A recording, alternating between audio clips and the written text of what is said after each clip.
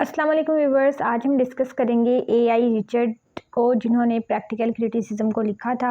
और इनका ये क्वेश्चन बहुत ही इंपॉर्टेंट है, ये पेपर में भी आया था हमें और इंशाल्लाह आप लोगों को भी ज़रूर आएगा। तो आप लोगों ने जैसे मैंने लिखा हुआ है एज इट इज़ आप लोग यही रेडी कर लें, क्योंकि लिटरेरी क्रिटिसिज्म में भी मेरा एक रेट आया था एंड आई होप कि आपका भी एक रेट आएगा।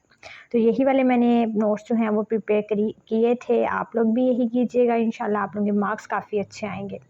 तो A.I. Richard was a prominent English literary critic and rhetorician who played a significant role in the development of literary criticism in the early to mid 20th century. One of his notable contributions in the concept of practical criticism, which he introduced in his book titled Practical Criticism, which is published in 1929. He was born on 26 February 1893 and he was died on 7 September 1979. Practical criticism is a form of literary analysis which focuses on the text and ignore all other elements including the author and historical context. अच्छा, practical criticism होती क्या? Practical criticism जो होती है, ये लोग कहते हैं कि सिर्फ टेक्स्ट पे फोकस करना चाहिए रीडर को, ना कि ऑथर्स की टेंशन को देखना चाहिए, ना कि ऑथर के हिस्टोरिकल बैकग्राउंड को, जस्ट टेक्स्ट को फोकस करना चाहिए। क्या रीडर टेक्स्ट को देख के उसके दिल में क्या आता है, क्या वो रिस्पॉन्स जनरेट करता है, उस पर ये फोकस करते हैं और उसको इम्पोर्टेंट समझते हैं। It began in the 1920s with the series of experiments by the Cambridge critic A.I. Richard. Richard presented a collection of anonymous poems to his student, जिनके नेम नहीं थे ऑथर के कि इनको किसने लिखा है, जस्ट उसने पोइम्स अपने स्टूडेंट्स के सामने रख दी at Cambridge University and asked them to analyze freely and personally without the influence of outside information.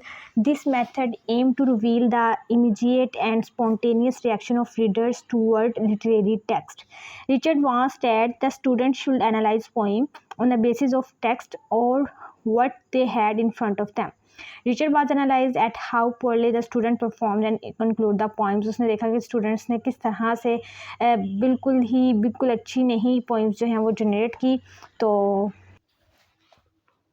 उसके बाद अगर आप लोग यहाँ पे ब्लू क्वेश्चन को देखें तो वो लोग कह रहे हैं, he believes that understanding literature should begin with the readers personal response rather than relying on external influences. Richard conducted his experiment anonymously. Poems were given to students with no information about the author, titles और historical context. जैसे मैंने आपको बताया, students को poem दी गई थी without any information about authors, titles and historical context.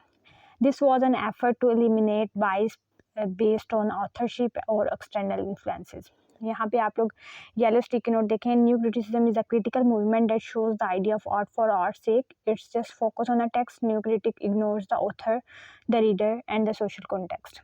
आगे AI Richard just wanted to focus on exclusively on the text, no importance of author, no importance of historical or any other context. Richard also shows the importance of close reading. Encourage readers to pay attention to the language, structure and style within a text. He believed that these elements would lead to the deeper understanding of the work and a more genuine response from the reader. Richard encouraged readers to express their thoughts and feelings about the text in a clear way. Practical criticism was not just a work but also a guide for teaching literature.